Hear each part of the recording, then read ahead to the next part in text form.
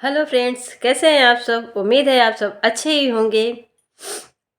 आज की स्टोरी शुरू करने से पहले आप सब नए हैं तो सब्सक्राइब जरूर कर लें और पुराने हैं तो लाइक कर दें। आज की स्टोरी रामायण से है। जब राम और रावण का युद्ध होना था, रामचंद्र जी जब समुद्र किनारे अपनी सेना ले जाकर पहुंचे तो सबसे बड़ी समस्या थी कि इतनी बड़ी सेना को उस पार कैसे ले जाएं, यानी श्रीलंका जो आज की स्थिति में, वहाँ लंका कैसे पहुंचा जाए। समुद्र से अन्य भी नहीं की रामचंद्र जी ने कि समुद्र महाराज हमें रास्ता दे दीजिए, हमें उस पार जाना है, लंका पर जाना है। लेकिन समुद्र पर इस बात का कोई असर नहीं हो रहा था। जब कोई असर नहीं हुआ तो रामचंद्र जी ने क्रोध किया और अपना बाण तैयार किया कि अब समुद्र हमारी बात नहीं सुन रहे तो हम इस समुद्र को सुखा देंगे। जब समुद्र ने ये सब सुना तो अन्य भी नहीं करने लगे आके रामचंद्र भगवान से कि आप ऐसा अनर्थ मत कीजिए, प्रलय आने से पहले क्यों प्रलय ला रहे हैं। अगर आप इस समुद्र को सुखा देंगे तो संसार जल विहीन हो जाएगा, जल तत्व तो नष्ट हो जाएगा इस पूरी धरती से, तो ऐसा अनर्थ मत कीजिए। तो भगवान ने कहा फिर हमें रास्ता बताइए, हमें उस पार जाना है। उन्होंने कहा कि आपकी सेना में 2 नल और नील नामक भाई हैं जो ऋषि मुनियों के श्राप से श्रापित हैं। जो श्राप उन्हें मिला था वो आज वरदान का काम करेगा। यानी वो जब छोटे थे तो उन्होंने ऋषि मुनियों का सामान उठाकर पानी में फेंक देते थे, वो बह जाता था, डूब जाता था। तो ऋषि मुनि इस बात से दुखी होकर उनको श्राप दे देते हैं दोनों भाइयों को कि तुम जो भी कुछ जल में फेंकोगे वो कभी डूबेगा नहीं, वो चाहे पत्थर ही क्यों ना हो।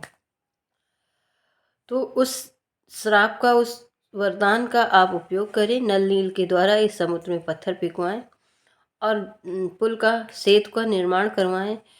मैं उस सेतु को बांधे रखने में आपका सहयोग करूंगा, मैं उसे बिखरने नहीं दूंगा। रामचंद्र ने कहा ठीक है। सारी सेना पत्थरों को इकट्ठा करती है। नल और नील उन पत्थरों को समुद्र में डालते हैं जो तैरते हैं और धीरे धीरे पुल का निर्माण होता है। उसी बीच सब देखते हैं कि वो जो पत्थरों के बीच एक गिलहरी आती है, वो आती है उस सेतु में और फिर लौटती है, फिर जाती है, फिर रेत में लौटती है, यानी ऐसे लौट के और फिर जाके पत्थरों के बीच अपने शरीर को हिलाती है, फिर उसमें रगड़ती है। ये चीज़ रामचंद्र जी बैठे बैठे देख रहे थे। जब उन्होंने कई बार देखा कि ये आती है, फिर रेत पे जाती है, फिर आती है, फिर रेत पे जाती है, फिर समुद्र में वहाँ जहाँ पुल निर्माण हो रहा है वहाँ जाती है, तो फिर उसको बुलाया उन्होंने, भगवान ने, कि तुम क्या कर रही हो।